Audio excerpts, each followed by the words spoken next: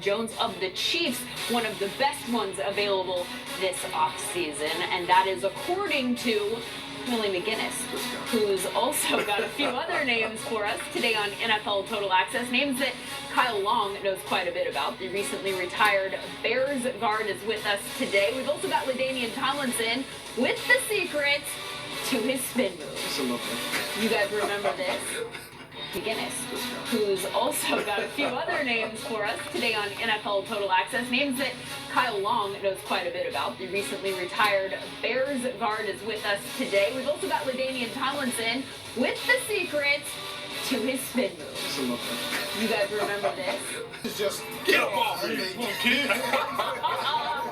Apparently the secret has to do with the plant leg, and he'll tell us that whole story in just a bit. First, though, huge news out of New York today, where representatives from all 32 NFL teams met today.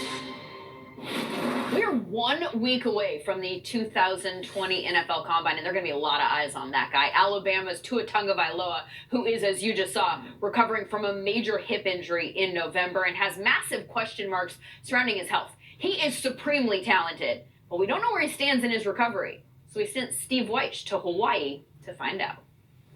Few free agent names on that list, yes, including this guy here from Tampa Bay, who I've heard a ton of people say they cannot let get away.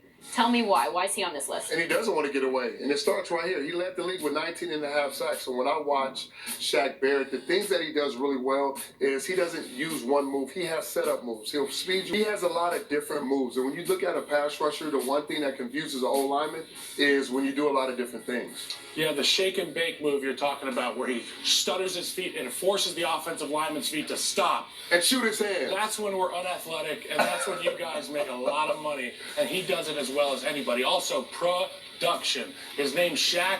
Shaquille O'Neal was a beast. This guy's a beast, too. What about Chris Jones? We've seen the way that he beasted in the postseason. Just a monster for Kansas City. What stands out to you about what makes him special and different from other pass rushers? Well, first of all, for an interior guy to have 24.5 sacks in 2 years is pretty impressive.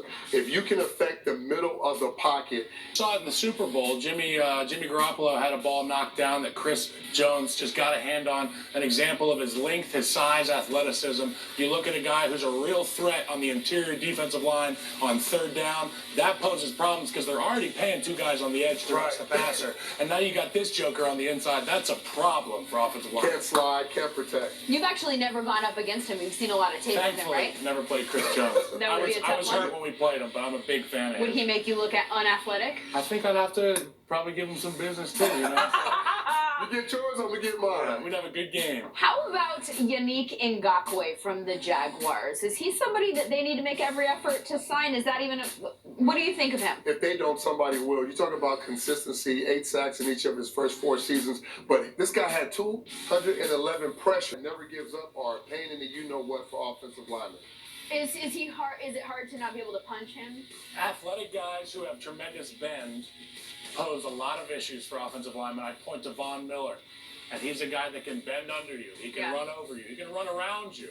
This guy can do it all too. And you saw 14 fumbles as a Jaguar, 14 forced fumbles as a Jaguar. This guy's not only going after the quarterback, he's going after the football.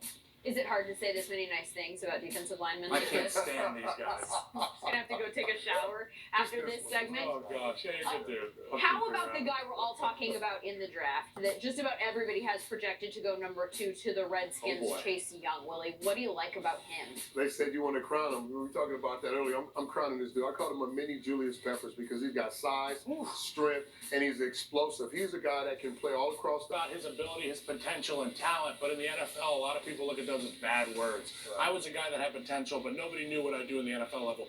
This is a guy, if he gets around the right room and the right players in the D-line room and the outside linebacker room, he is going to just go, whoo, and the numbers are going to be ridiculous. You see this film, and it looks like he's playing against Pop Warner guys, and I'm hoping to see that at the next level, too. Well, the pass rusher who went second last year in the draft certainly transitioned to the NFL, Mr. Bosa.